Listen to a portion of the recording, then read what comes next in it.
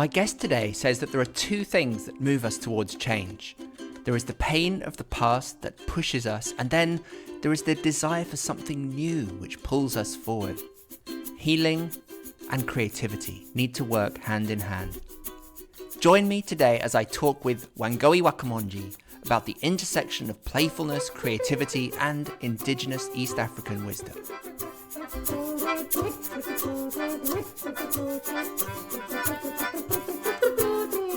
Welcome to the Clown Spirit Podcast. And here's your clowntastic host, Mr. Barnaby King.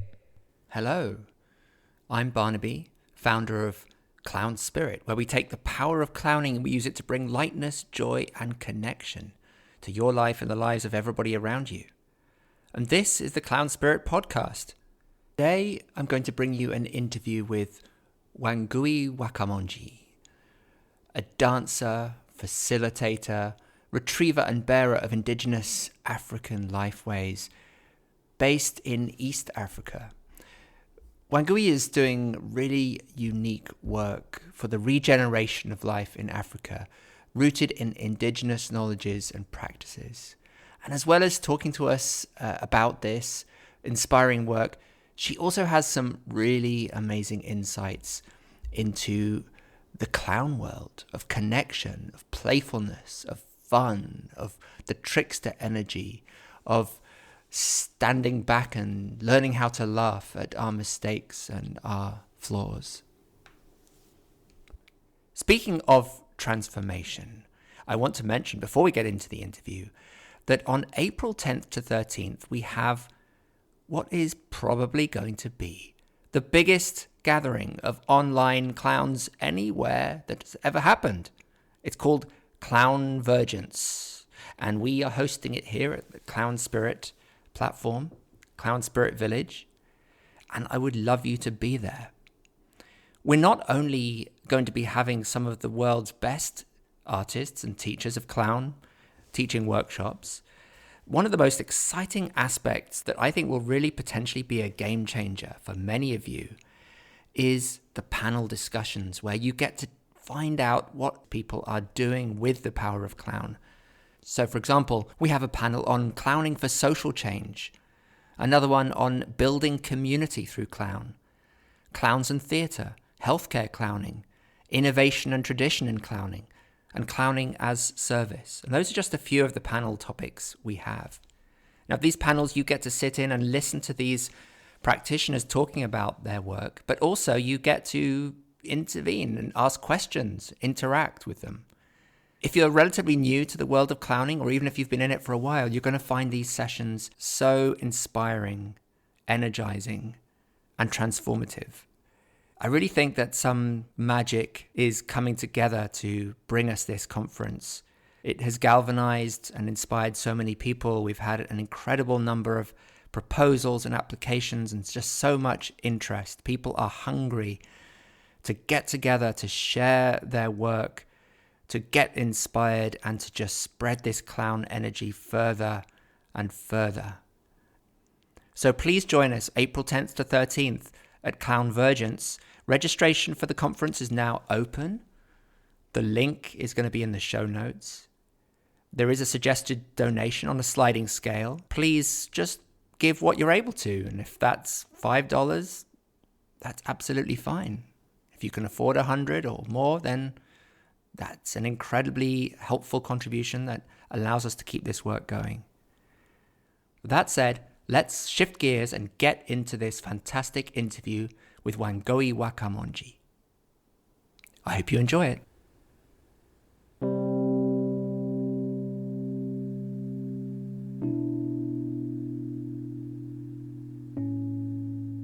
Wangũi, it is so wonderful to have you on the Clown Spirit Podcast.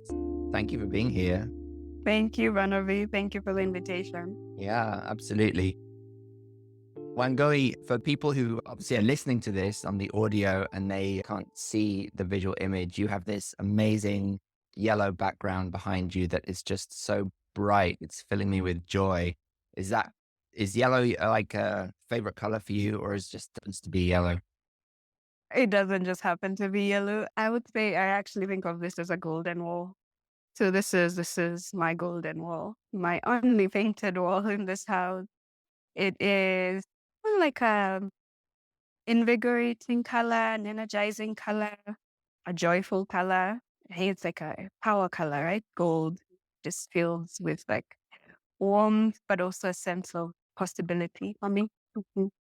Yeah, beautiful. Well, I mean, that really feels like it connects with what I know about your work, Wangũi, which, to put it very briefly, and I'm sure I'm not doing it justice, you work on the transition, on the idea of the movement, the change from coloniality, the structures and violence perpetuated, created by coloniality, and moving towards some kind of regeneration, and in particular using Pan-African indigenous wisdom in doing that. I suppose if there were one word that jumps out for me, it's healing. Like your work, it seems to me, is about that healing and the necessary healing of oneself and of the world. And before we get to sort of what you're doing right now, what were the experiences or practices that you were doing or having earlier in your life that you feel were most significant in leading you to this work and this moment right now? Wow. Like how far back? How far back should we go? You know? That's completely up Um, to you. You know, I mean, yes, it could be quite far back or it could be last week.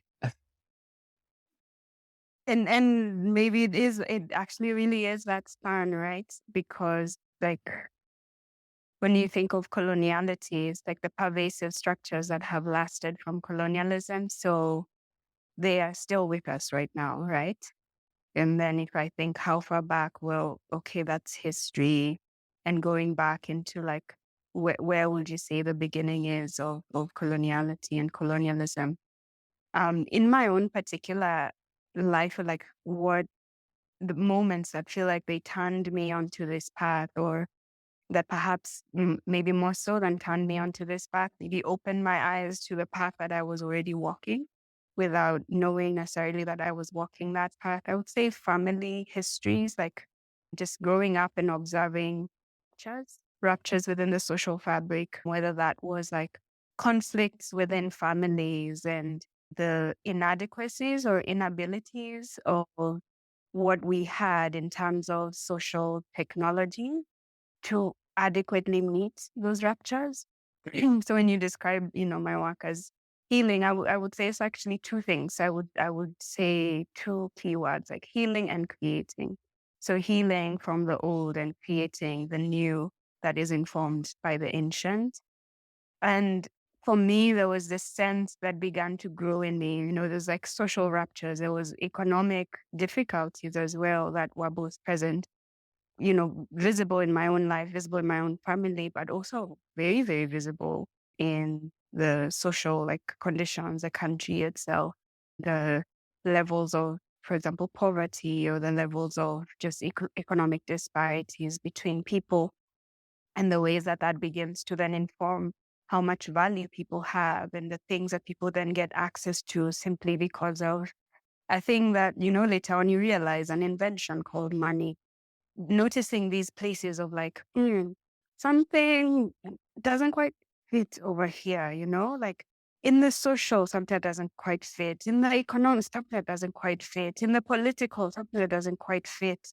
And just those things like begin to grate on themselves. So they began to grate on me. And I think I had this like disquiet that just grew and grew and grew, and a sense of wondering, like, is this really it? Is this really all there could be? Is this really all that is possible? And that disquiet just grew and grew and began in me like a search for, okay, what could be better? What is there that perhaps, I don't know, like you can hear it in the silences, but the silences are very loud as well. So sometimes I talk about like the work that I do or have been doing as a work of sounding out the silences, of inquiring into what are those things that we were never told about? Or what are those things that we didn't grow up learning? Because just to situate myself, I grew up in a context that was quite westernized, quite impacted by westernization in terms of schooling. And by westernization, this is also like coloniality, colonization, the effects of globalization, the sameness that has affected a lot of the world. So schooling and media, what you watch on TV is like the global cultural hegemony of the US, for example, in terms of music, films, the idea of what is a good life to aspire to, all of these things. And for me, there was just a sense of like, mm, no, it's not quite it. It's not quite meeting that place of really needing to feel deeply satisfied and deeply at rest and deeply held and feel like there's a deep sense of belonging. And, like I myself, I'm also curious, like, okay, so why did I have this sense of disquiet, like what necessarily? So, because sometimes you feel like, people will describe that there's two things can move us towards change. Either something that you are reaching for, so a desire that pulls you, that calls to you, or something that pushes you out, something that is most likely pain that pushes you towards something different. And so there was pain, but I'm also now wanting to discover for myself what was it that was calling.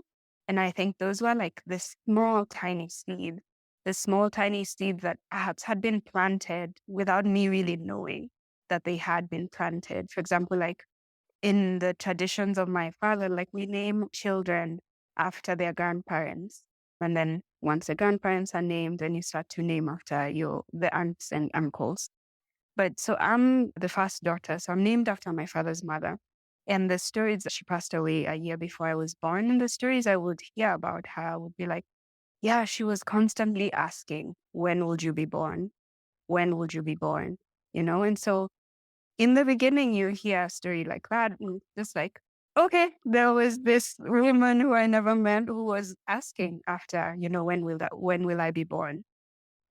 But I think as I proceed on this path of recovery, of self-recovery, of recovery of community, of repair, and then of creating something different, that story begins to take on a different kind of significance, a more profound significance of like, wait, I was being looked for. That's like a place of belonging that you can't quite invent, right? And the thing is that coloniality will try and invent other forms of belonging to satisfy that really deep human need, that really deep basic human need. But when I reach for stories like my grandmother looking for me, and my grandmother constantly asking, like, when would I be born? That's like an ancestral belonging. That's like a really deep belonging that I can't invent and really roots me somewhere really deep. Another like mini story, which is more of like lived experience, was I remember as a child, this one day, we had a garden outside of our house. And I walked outside. I don't know what I was doing. Maybe I went out to like put out some waste into the, the bin. I don't know. And then I walked past these like maize plants that were growing in the garden. And something just struck me. I was like, I feel like lying down in the soil. And so I did. I was like stepped into the garden, lay down in the soil.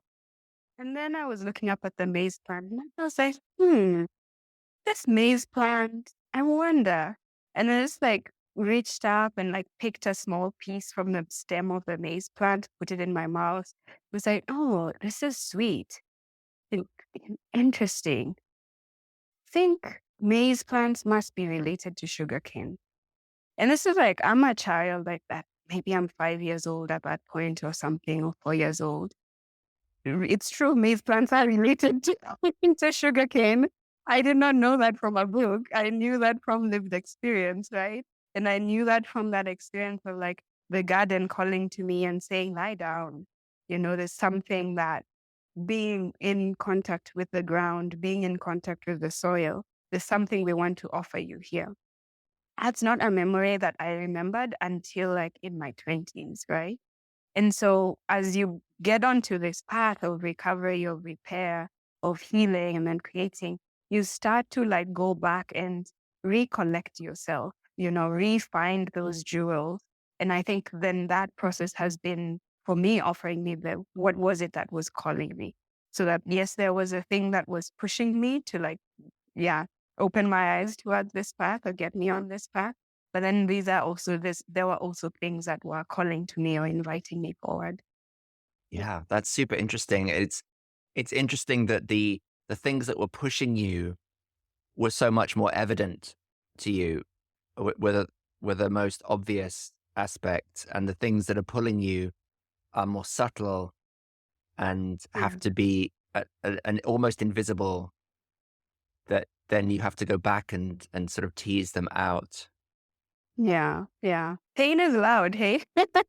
Pain is loud. And I think the evidence, or like the consequence of pain, is super visible. But I wonder with you whether it's it's like a de facto situation like that. Like, can, the consequences of pleasure and the consequences of beauty also be self-evident, also be as loud?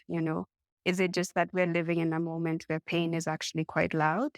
But can we turn up the volume on those things, those places of pleasure, or those places of the vision that calls us forward? Yeah. It's very interesting. I mean, we could reflect on that. I suppose, you know, from a sort of evolutionary point of view, the brain and the body are maybe attuned to hear pain more acutely, or to feel pain more acutely than pleasure, purely for survival. And that means that it's harder for us to see and feel the Mm, pleasure. And also sometimes the search for pleasure can lead to bad things too. mm, yeah. Reflecting on that, for me, the thing that is landing is maybe that those moments, that are really beautiful moments, right? I, I'm sensing something around that they need communal affirmation for them to actually have a louder volume. That if somebody had been like, "Oh, what was that like for you to lie down?" Or if I had gone and told somebody, and somebody had been there to listen and to affirm and to say that was actually a really important thing, that you just experienced or that you just learned with the soil, with the garden, with the maize plant, and to uplift that, then that communal piece is able to turn the volume up on the delight, on the pleasure, on the vision, on the beauty. And in that way, that gets louder, that gets amplified.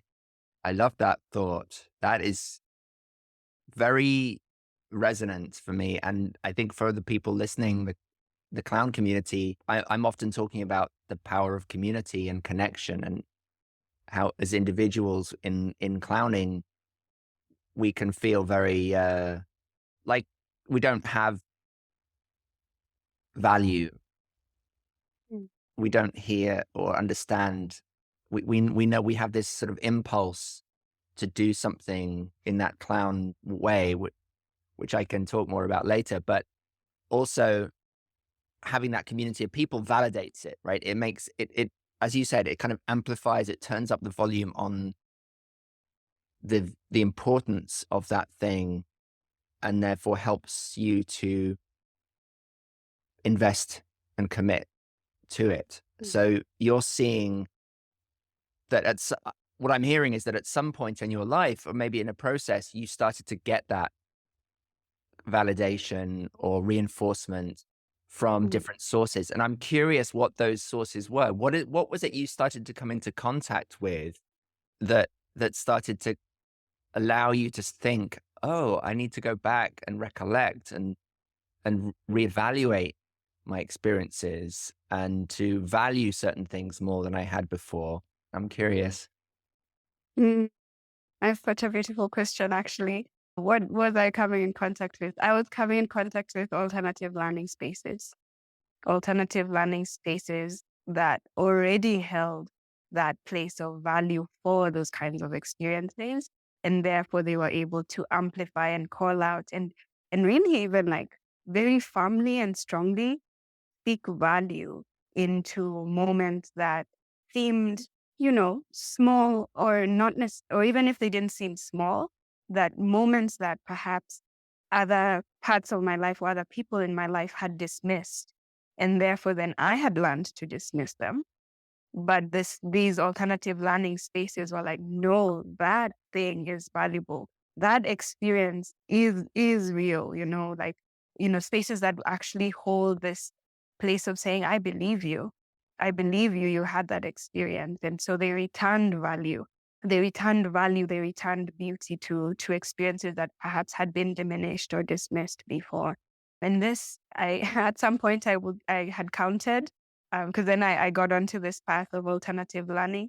I counted at some point and I was like, I maybe was in my early 20s. And by that point, I was like, I've been through at least 17 different like alternative learning programs or spaces. And there was a time in my life I was actually like a search, an actual search and a hunger for spaces like these. So that has looked like, for example, like the process work spaces, that has looked like 1 year in transition to the transition movement, that has looked like, oh, now am I going to remember all of them? Those are the two that are like top of my mind right now, like regenerative activism space. But really much more so, I think the first encounter for me was actually the process work space. Oh, interesting. Because that began to return. Where did you come across that? Where did I come across process? Yeah. Did you travel? Did you have to travel? Because process work is based here in Oregon, I think. Yes. But I did come to the Process Work Institute school in Portland some years ago. Almost 10 years ago now. And I think, so that was process work. There was nonviolent communication. There was permaculture. There was regenerative activism. There was 1 year in transition. There was other things that I don't remember right now. And then there was also self-designed learning, which was in a sense a kind of also alternative learning space. So I happened to do these two kind of I did 1 year long travel fellowship where I was traveling and doing research in different parts of the world. And just being in the world and being in contact with different people with different experiences began to turn a mirror towards myself, like show me myself. And then I encountered somebody that I happened to be dating at that time, and their sister came to visit me, and she was involved with process work and was like, I think you will enjoy this. And I was in a phase of my life where if people said, hey, I think you should do this, or I think you like this, I would say yes. So I jumped in. I was like, okay, sure, let me sign up. So I signed up for process work. It was actually a turning point of my life, I believe. And it still continues to shape a lot of how I invite people into processes, how I design process to this day. So process work was one of those, initial big doors. And some of the teachers there who were like, no, actually, this thing that you experienced is real and is important and is bigger than your context at the time, gave it credence. That began to restore value in parts of my life and in parts of my story that then amplified, turned up the volume on the beauty, turned up the volume on the pleasure and the vision and the delight. And because also spaces like this have express value for that, right? That's why they're alternative learning spaces. They have an express, ingrained value for the thing that the dominant system is probably going to dismiss. They're like, no, that's the gold. Yeah. That's the pearl. Yeah. Beautiful. So earlier on, you said healing and creativity. And I'm curious about the creativity part. And I'm hearing that, you had experiences in the alternative learning space that allowed you to kind of connect with those things pulling you forward, the pleasure, the joy, the positive, and to give those things value. And I'm curious about then how you started to give form or give shape to or express those? What form did the creativity take as you started to find a way to be, Wangũi, kind of channeling or expressing those new realizations or awarenesses? Yeah, it's a beautiful question. So in my articulation of regeneration, this framework that I've put together, I actually believe or think that all healing processes we go through, if we go through them fully, they actually just naturally deliver us into a creation process. So that the end of a healing process is you creating some kind of new life is created at the end of a healing process. And there can be big and small healing processes. So when people are like healing is continuous, it is. But then there's also like, multiple cycles of healing that we go through any process. So I would say the first part of creation was just a new me, a different Wangũi. This year, especially, it's been very loud. I've been, like realizing and just being blown away by this place of recognizing like a Wangũi that I have never seen before is here. Like, this is a new me. And I'm so blown away by that. It's like, wow, I've never been this me ever before. And probably it's like true of Beautiful. everybody at every moment. But like this is for me super significant because of the healing processes that I've been doing. Mm. It's like the me that I am, it's not even that I've returned to being a Wangũi that I once was at some point. No, this is just a completely new being that the world has not seen, I have never seen. And so I'm also coming to know myself again, in a new way. So that Mm. would be like, level zero. Level zero, not in the sense of like with levels, but in the sense of like, this is ground zero. This is where we begin in our own lives. Like healing processes deliver us into creating just new lives, new ways of being in the world. So the ways, for example, that I am interacting with myself, the ways that I am speaking with myself, the ways that I am taking care of myself, they're just a new way that I haven't been before doing, or I haven't been before living in this way with myself. The ways in which I'm interacting with, for example, ancestral spirit, with other helping spirits, the orishas, other deities, the archetypes, and in a place of real reciprocal support.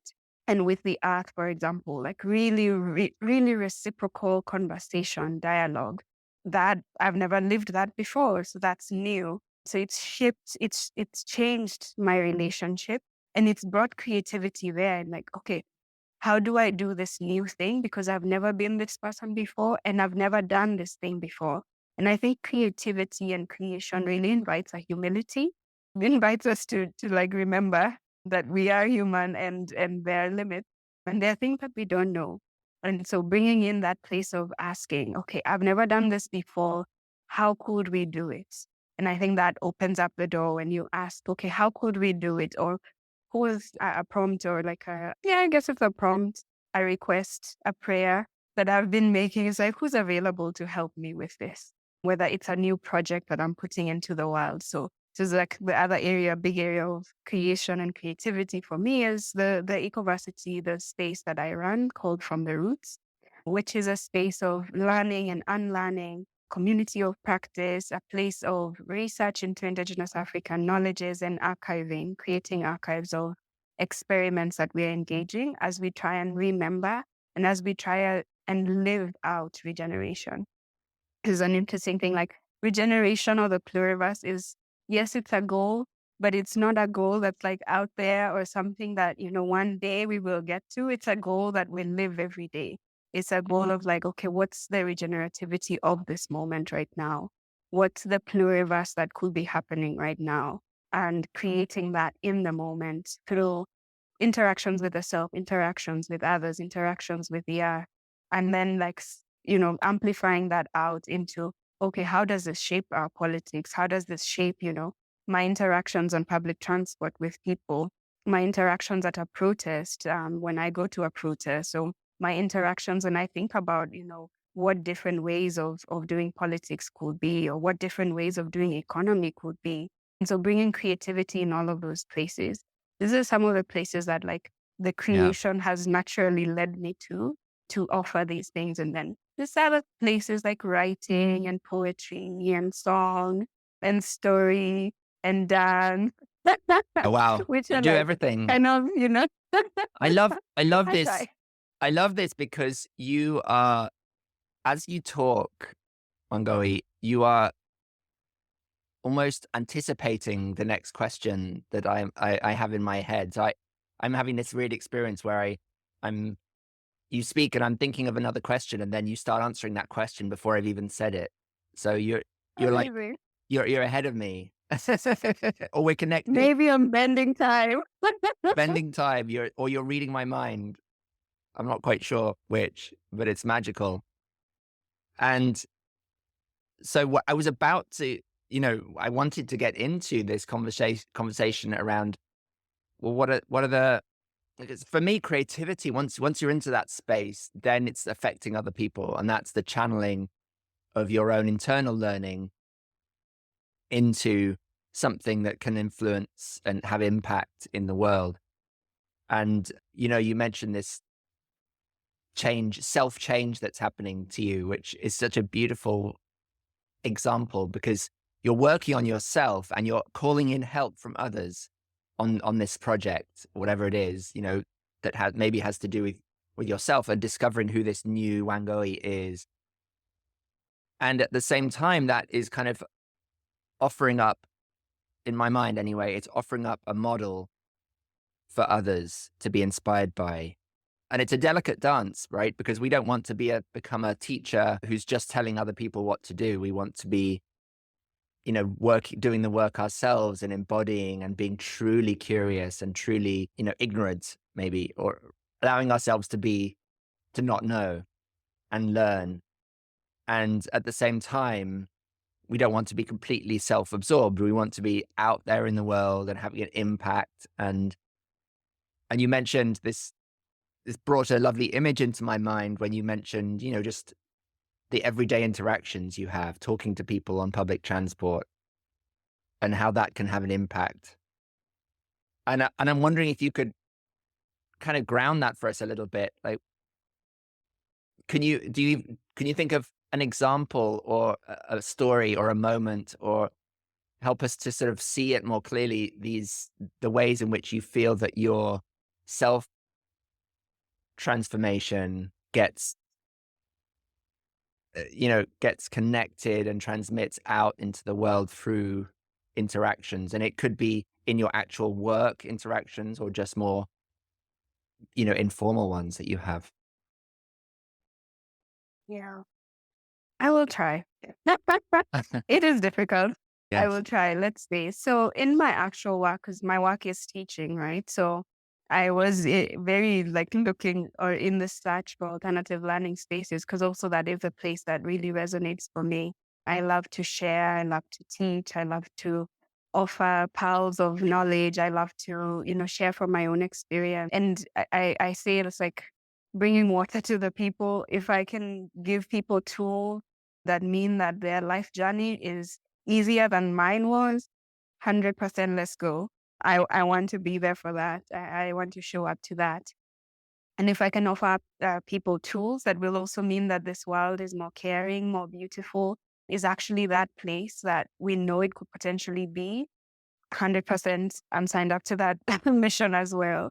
So in my actual like workspaces, for example, I think let's staying maybe with this place of like that humility of I don't know, or that humility of it's actually a co-creation. It doesn't all fall to me, which I think is goes against the dominant system. It goes against coloniality, because in coloniality you're supposed to know. If you're a teacher, you're supposed to know. Yeah. And, you're looked towards as like the God, your word is law, and, nobody can contradict you. This is actually like lived experience of being in school, being Yeah. in colonial, Yeah. like state schooling systems, right? Whereas, so this is like a tiny example. Yesterday, I was teaching a class, and at some point, the thing that I thought I was going to teach, it got to like 8:45, no, 8:15. We had 45 minutes left in the class. I was like, I don't think we're going to be able to actually finish this. And so I was at a choice point, right? of, okay, what do we do? Do I try and like push forward and still like try and fit in, squeeze in the content that I was like, and I love my content. My content is great. Like, I love the material that I'm teaching and I have a lot of faith in it. And it's like, okay, so do I try and like to squeeze it in, or what do I do? And that was like a moment of, if I had been operating from the old model, it would have been, okay, just go with that, because like, okay, the people have paid, or the people are expecting something, or, like, you planned to do this, therefore you must do it. All of these variations of like how we lock ourselves in. And for me, like, coloniality, actually, I sense it as a freezing, but it locks us into patterns of behavior that impede us from being able to imagine or do something different. What I ended up doing, or what I chose to do, was to just like say that to the class, like, okay, so it's 8:15, we have 45 minutes left. I've been talking about this thing that I was going to teach today. I don't think we are going to be able to do it. What do you all think? And then it became a conversation. Okay, what exactly is the thing? How intense will the thing? So these are like questions from them, the folks in the class. How intense is that thing? Could we do it this way? Could we do it that way? And so we're then now co-creating, we're co-brainstorming about what to do instead. And then collectively we come up with a choice that suits all of us. And then we go into the next choice point. Okay, this is a practice I want to offer you. Who feels like doing it?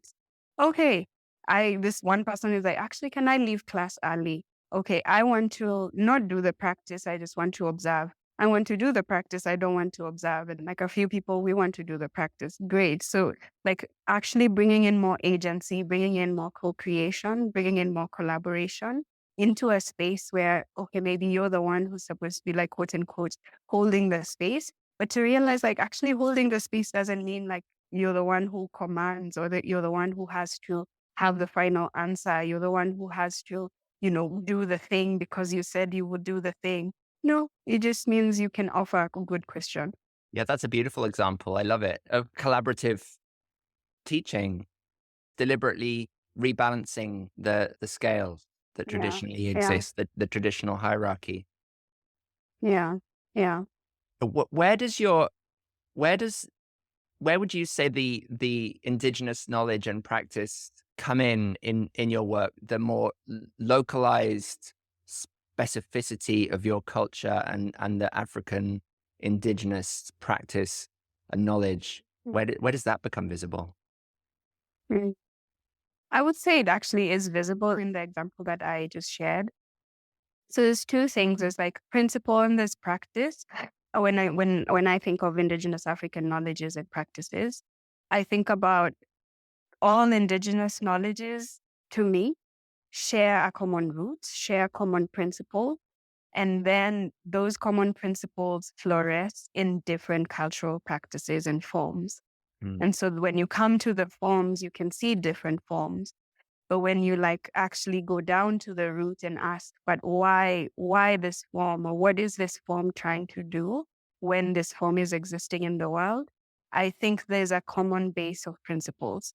And so this is like from my research, this is what I was looking towards, or looking for, looking to see if it actually is. And this is what I came to. So in the forms, that would look like ancestrality, that would look like honoring the ancestors, that would look like having altar space and grounding in an African-based cosmology of the elements, for example, and honoring the elements during our sessions. And that would look like doing rituals for example, in a class that I taught earlier this year, half of the class was grounded in ritual. We were learning ritual, we were practicing ritual of different kinds, earth honoring ritual, grief ritual, honoring the element, rituals to remember purpose, and things like this. So in these ways, the specificity comes through, but really everything I do is grounded in principles that are common, I would say, to Indigenous practices or to Indigenous ways of being.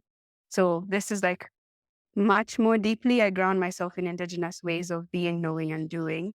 And as you like deepen in that, you come to realize like, yeah, that is like a place of resonance across diverse Indigenous cultures. Like all Indigenous cultures will honor the earth.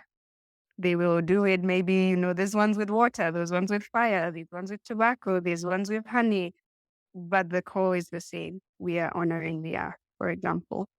Or this in this example, honoring that everybody has agency, everybody has something to add to it, and like proverbial, everybody has a grain of rice to add to the pot.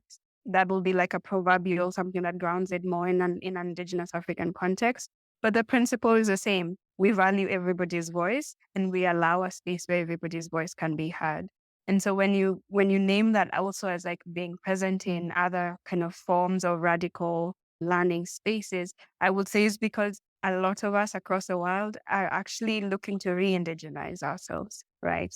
And so whether that, maybe looks like a path of following alternative learning, radical learning, to various degrees, many people in the world are looking to re-indigenize themselves. One thing it makes me think of from my own work or the work of Clown, and I'll just say for people listening that before we started recording, Wangũi actually just asked me, what is Clown Spirit? What do you do? And I said, well, we can talk about that in the podcast. Let's not get into that now. So maybe this is the moment. This is the moment. It is inspired, my approach to Clown and my way of thinking about Clown is inspired by Indigenous concepts of Clown. Because when one comes from a European background, as I did, and my theatre, I come from a theatre background and I studied theatre in the UK. Even in the UK and in Europe where clowning, there is a rich tradition of clowning, it was still kind of the poor cousin or the low status sort of pariah really of performance and the theatre world. And of course, there's this rather pejorative association around clowns in general. But when I started working with a teacher called Sue Morrison, who's from Canada, and she'd worked with a guy named Richard Pachinko, who developed this sort of hybrid version of clown, which was inspired partly by the First Nations people that he'd worked with in Canada and their approach to clowning. And he'd kind of brought that together with a more French European style of clowning and created something that was very mystical and sacred and ritualistic and involved the facing of directions. So using the directions and creating masks for a mask for each direction. And then the mask kind of becomes your clown, or the integration of all those masks, the 6 masks, becomes the 7th mask, which is the red nose, which is the clown. And they would say that to clown is to face all directions of yourself and to laugh at the beauty of your own ridiculousness. So when you face all directions of yourself at the same time, you realize you become present to the ridiculousness of self, of all your beliefs and stories, because they all are contradictory and messy and chaotic. And then you can just start to enjoy and take pleasure in the chaos and the ridiculousness and make fun of and make light of yourself instead of taking yourself too seriously. So this also connects with, I think, many Indigenous versions of the clown, whose role is to break up the seriousness of things by coming into a sacred ritual and making fun of it and throwing things at people who are doing very, very difficult sacred rituals, and they make people laugh. And by doing that, they prevent those very serious things from becoming too fragile and breaking. And they also remind us on a cosmic universal level, that we are insignificant, tiny, ridiculous, self-important humans. And the clowns are the ones that sort of are sent to remind us that we're all just bodies of messiness, making mistakes. So they allow us and they embrace the failure and the flaw and the mistake as well. And I hear a lot of that in what you're saying. And I'm curious what resonance you hear as I'm talking about that. Where do you connect? So much. So much. I'm like, okay. can we split this into two parts? Like, so many stories. Yeah, oh my gosh. So yeah, now I'm the one who's like, here and here and here and here. Where do I go first? Wow. But thank you for all of that. So beautiful. One thing that it made me wonder about is like, what are the roots? Like I'm sure probably somebody has done that historical research. Like, where did clowning come from actually as a tradition? A lot of what you were sharing landed in me as like this role of what has often been called like a trickster spirit in very many different like traditions. And I think people will like use the word trickster spirit maybe because they don't. It's an invented word, right? I doubt like in those traditions that they call those spirits trickster spirits. They call those spirits by their own names, but that role has often been found to both be not just that it's there, that it's made space for, but that it's actually really critical. It's super critical. So one of the places to right now I'm thinking of two. I'm thinking of like classical trickster spirits that most people know about, Anansi the spider from the Akan people of West Africa. But the one that I was actually also, because I've had personal experiences with this spirit, the deity is a Shu, who is the opener, the beginner of any ritual that you do within traditions that either Yoruba traditions or traditions that have come out of the Yoruba people as they exist in the African diaspora. You always begin by greeting, by reverencing, by honoring Eshu, who is considered like the opener of the road, right? And absolutely plays this role of reminding you to take yourself more lightly. So I'm going to tell a story. And also I'll just name this because at the beginning of the podcast, I was naming like, oh, I just noticed that the mirror is upside down. And I was laughing about that. That's ridiculous. How is the mirror upside down? Like, and I haven't realized up to now. Which to me, when I notice that things are upside down, when things are inside out, that is always a sign like issue is around. So this spirit of the ridiculous, that don't take yourself too seriously, which I think I have both sides to me, which, might be also like an issue characteristic, because in depictions of issue, in some traditions, he'll be red on one side and black on the other side. And so there's this one story that says like one day there were these two friends who are like the best of friends, the very best of friends. They had never argued ever in their lives. They were firm friends and they're like, oh no, nothing could ever separate us. We would never argue. Like there's no conflict could ever come up between us. So one day they were farming and one friend's farm is on this side of the road. The other friend's farm is on the other side of the road. And the Shu is like, haha, I'm going to play a joke on you. So he walks down the road. And then one of the friends, he walks down the road that's between the farms. So one of the friends says to the other friend after he shows past, oh, did you see that weird man who just passed? He was like all red. He's like, no, I saw a man and he was all black. And so they begin to argue about this. Like, no, he was red. What do you mean? You can't be serious. Your eyes need to get checked. The man was definitely black. The man was definitely red. And so then they fall out, actually, because of this.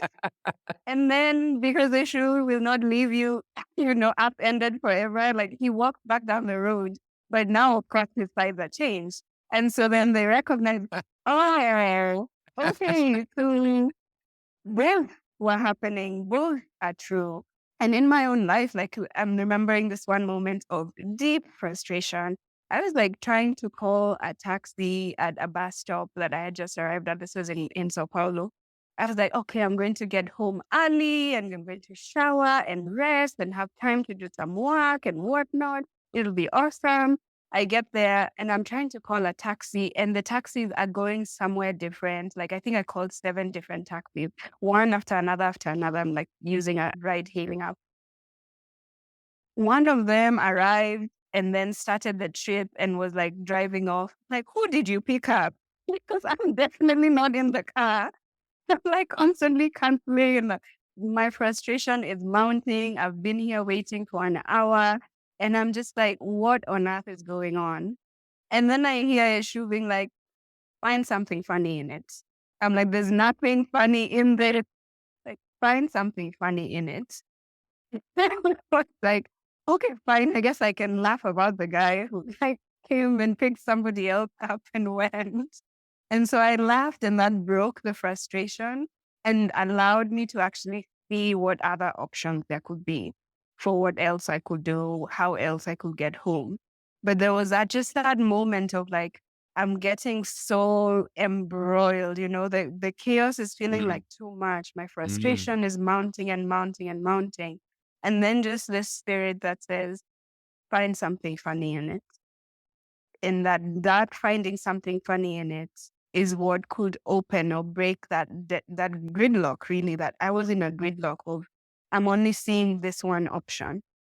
And yes, this person will come, they will not pick me up. I will call another one. I will call another one. I will call, like continuing to throw energy down the same path, even when it is clear that it is not working out. And that frustration was unlocked by like, find something funny in it. And then I laughed. And then if we could apply that Eshu principle, all over the world to people in these conflict, stressful situations, think how good that would be. I wonder, like, would they? Because also it's a thing of like, okay, will you receive the invitation, right? Because as you were speaking to that, clowns have been, like this like pariah or this like lesser cousin of performance theater and so on.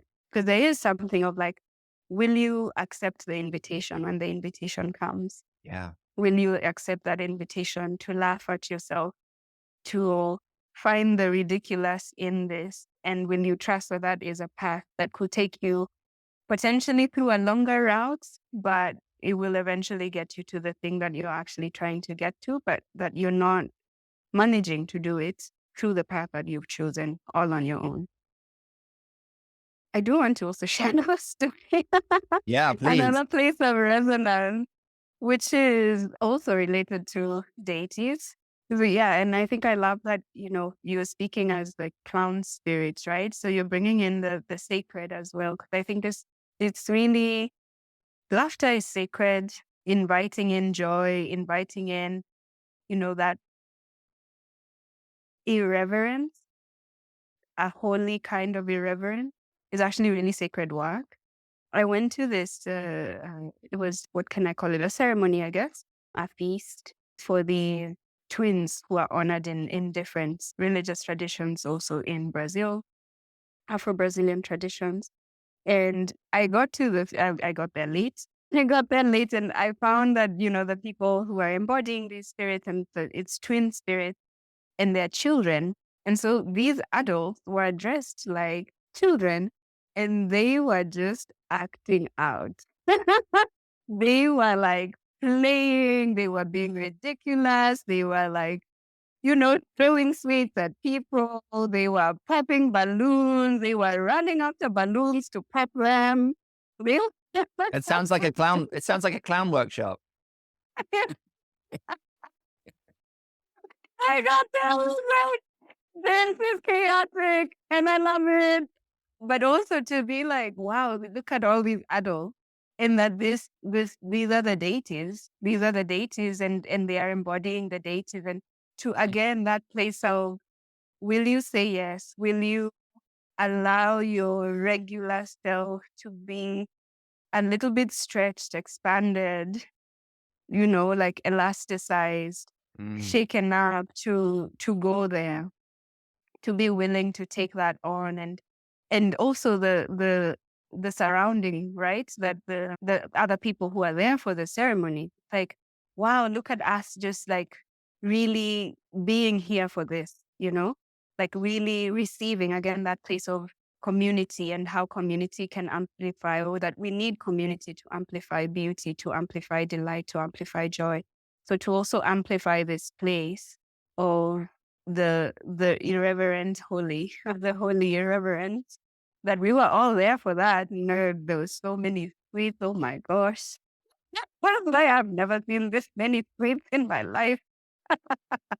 But it was like, I love it. I love seeing the really old grandmother just playing like a child. Because in that moment, she is that child. She is embodying that spirit of the child of the twin deity. So that was the other place of resonance that, all that you shared.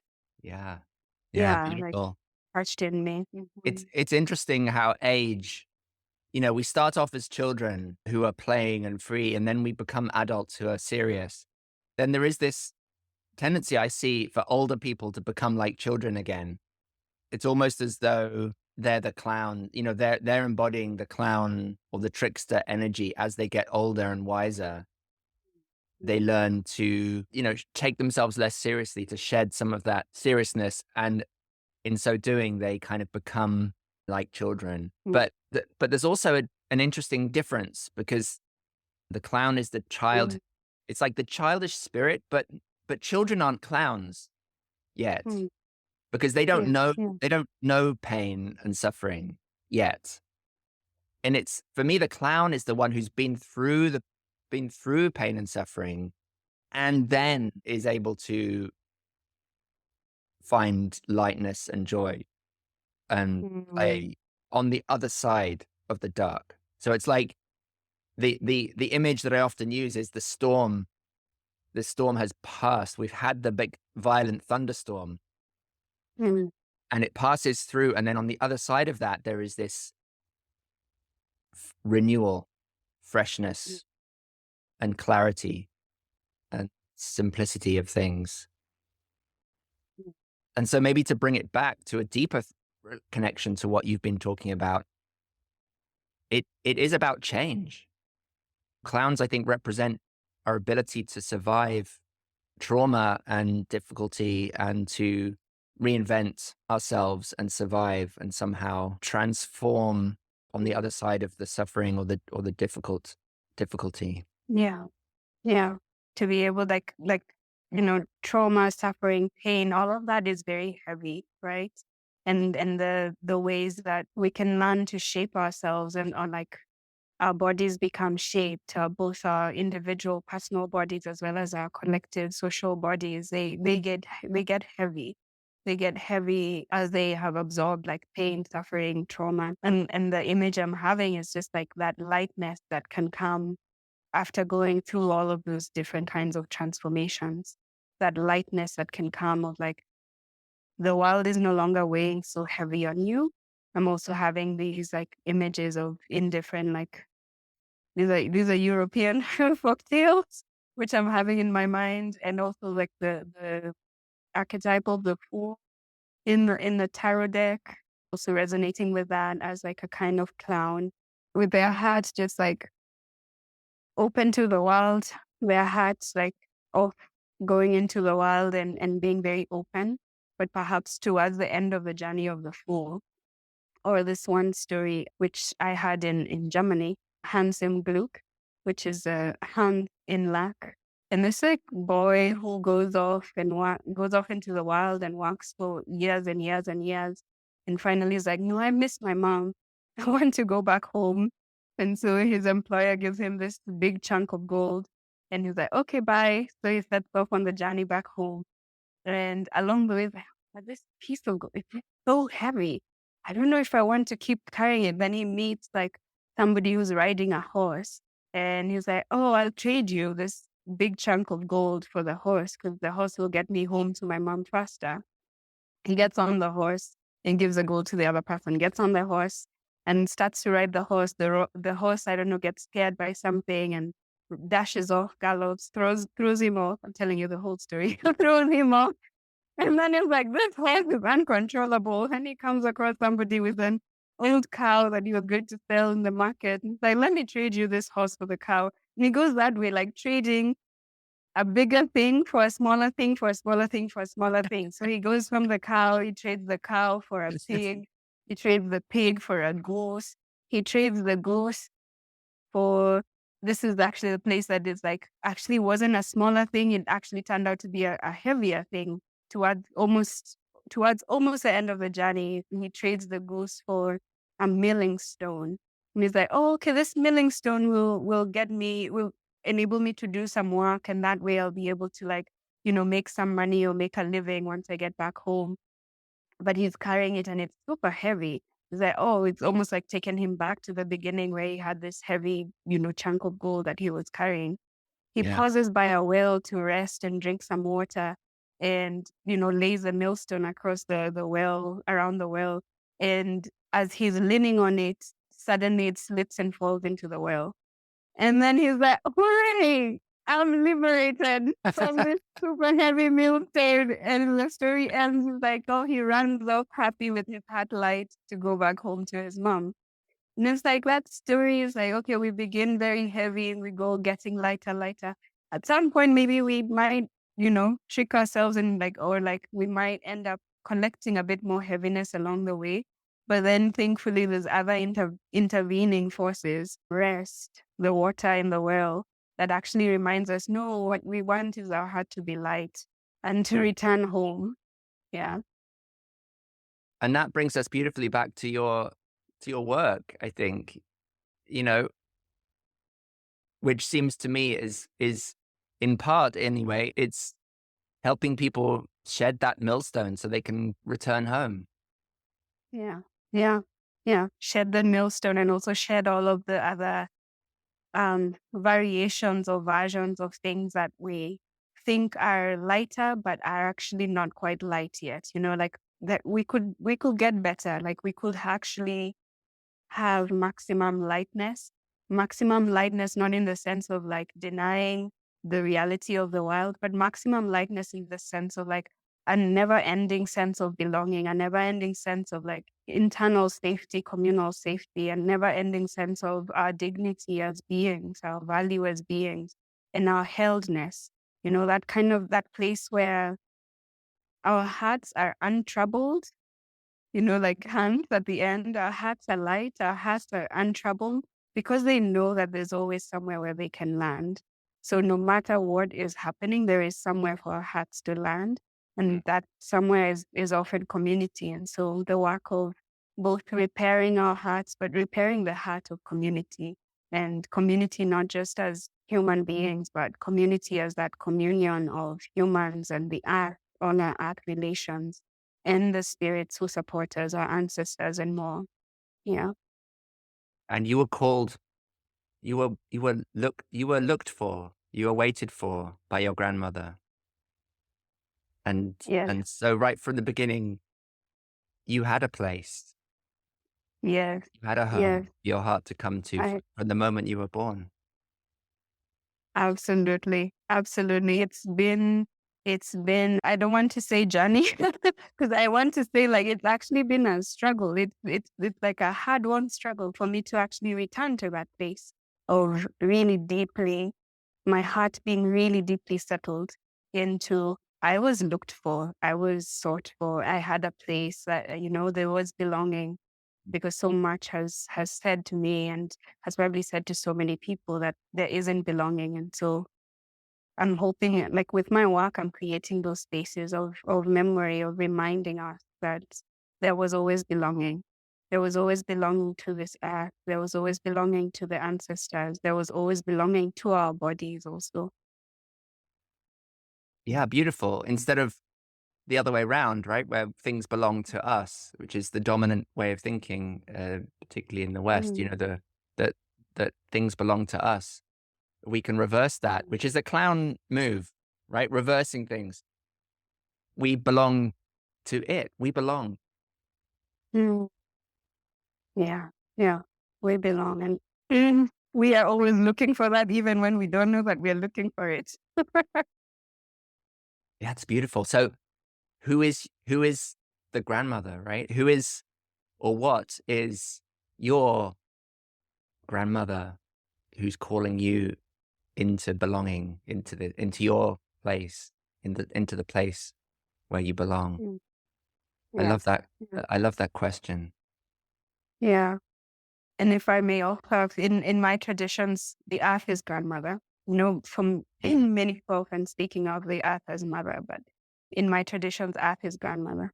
It's almost so, always like, oh, the grandmother Earth is like arms wide open, always welcoming, like the best of grandmothers, always have something warm, something nice to tell you, something comforting, something, yeah, just arms wide open always.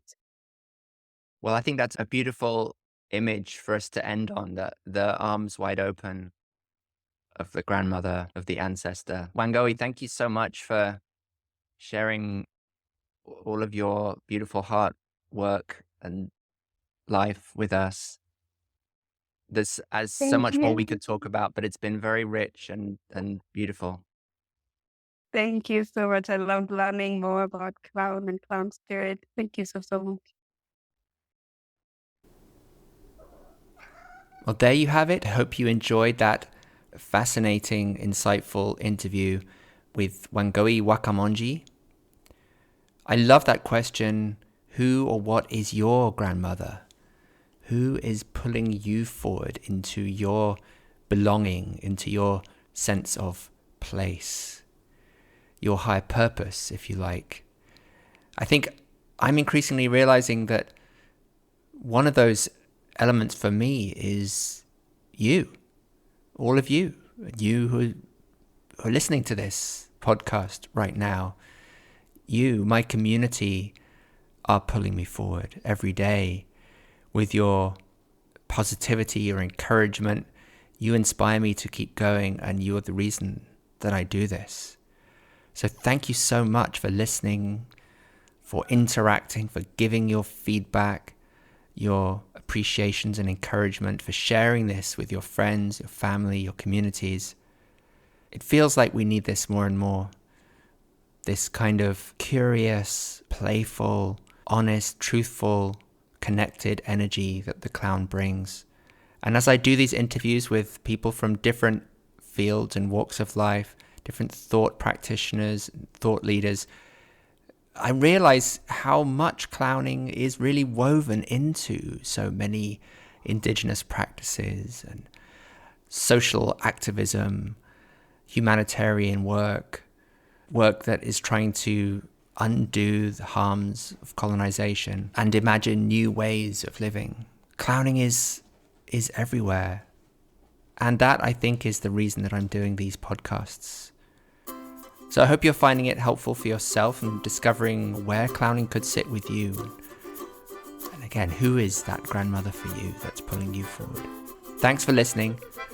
And please join me again for another Clown Spirit podcast very soon. Keep clowning.